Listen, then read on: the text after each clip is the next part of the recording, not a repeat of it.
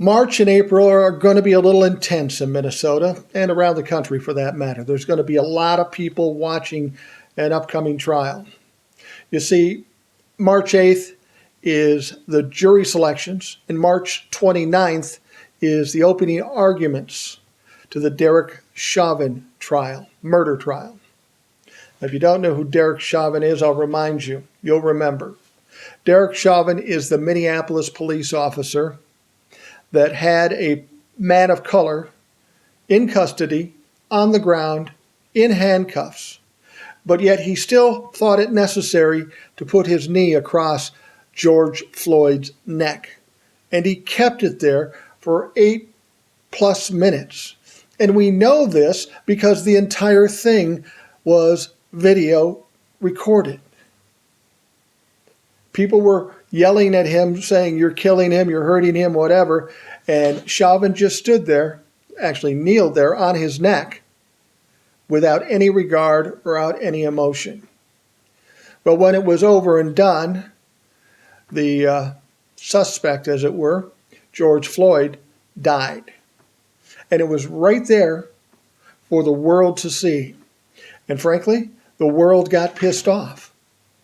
We've been hearing stories and seeing video of persons of color being treated badly by police, whether it be in Minneapolis, San Francisco, wherever. We've seen it all throughout the country.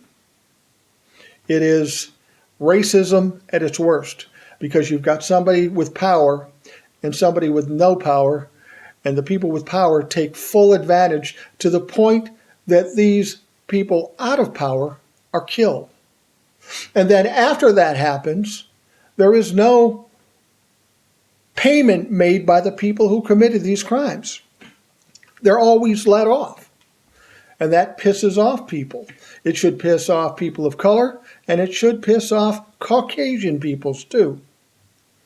Because these people who are police officers, who are paid with our tax dollars, should not be in a position to have that kind of control to choose to kill somebody, whether they be black or whether they be white. Now you might think I'm a white guy, so I don't have a problem. I wouldn't suggest that. First of all, if they're killing anybody of any color in your town just because they feel like it, it's your problem too. So this trial is going to start. And since it's all on videotape, you would think that this should be a slam dunk and that he should be found guilty, put in jail for the rest of his life, and it's all said and done. Now, there's another problem to this thing. There are 3 other police officers. One of them has been on the job for a day. The others 2 are pretty young, too. And they didn't do anything. Although I did see one EMT say, "I think you should get off of him now," and he didn't. Now, these 3 others are being charged as well. And the question is, should they be responsible? Well, they should be responsible because they are police officers. They're watching a crime being committed and they did nothing. But they will say, "Look, we're just young guys. We don't have any power. That's our supervisor, and we can't tell him what to do." And maybe that's true. But how did that work out for the underlings in Nazi Germany? They did what they were told to do, but they're still guilty because they did what they did, and that is illegal. I'm sorry for the 3 younger people, but they were there. They watched it. And yes, maybe that's their boss doing it, but they still had an obligation, a human obligation, to do something about it, whether it meant the 3 of them grab this guy by the arms and pull him off, George Floyd, or do something. But they chose not to. They were afraid. Much like the Republicans with Donald Trump. They know what's right. They know what they should do, but they don't because they're afraid. We got to stop living this life in fear. We got to do what's right as opposed to not do it because we're afraid. So the trial's going to start. And we hope that it goes the way it should and he's convicted. And I can say that because it's all on videotape. It's not like it's hard to figure out what happened. There's no debate of how or why it happened or the conditions under which it happened. It's right there. It's kind of like the insurrection. We've got the insurrection, the attack, the people carrying the Trump signs, and Donald Trump encouraging them to do it.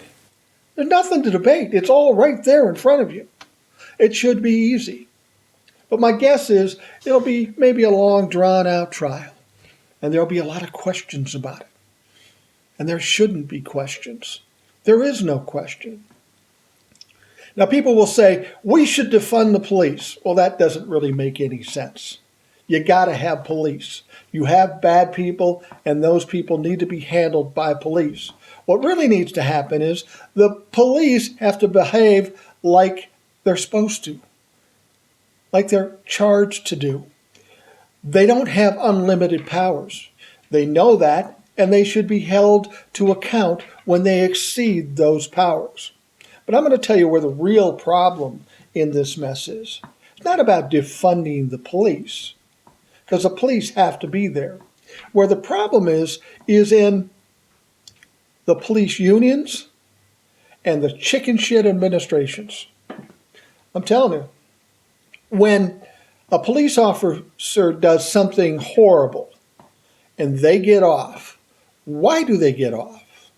Because the administration doesn't want to make them accountable? No.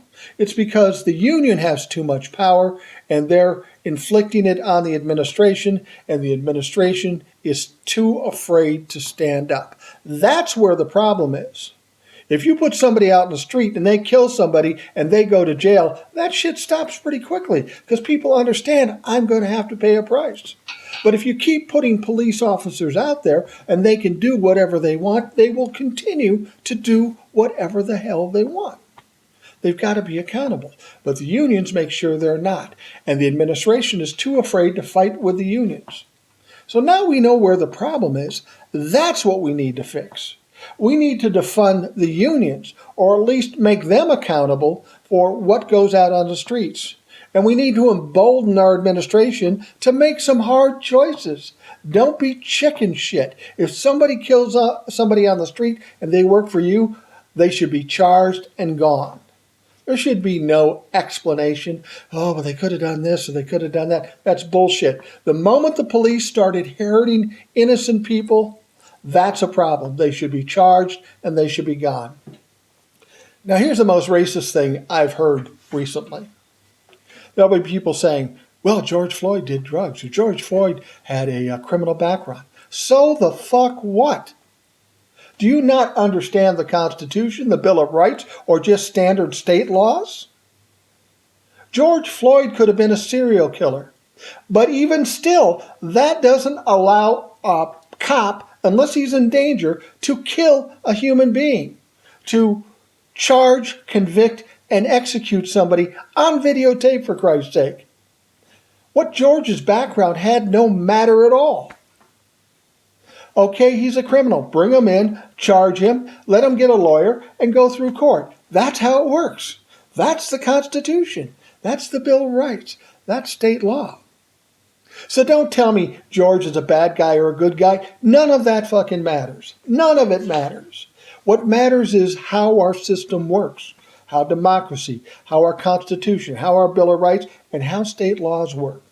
And in spite of the fact that Derek Chauvin might be out there and paid to enforce our laws, he's even more responsible for living within those laws. On that day, he did not. And what appalls me most about that incident, not only did he take advantage of the situation, he out and out murdered somebody. But he stood there motionless, lifeless, no emotion at all, on video, and did it in front of the world. And he didn't appear to have a care in the world. He thought he was right.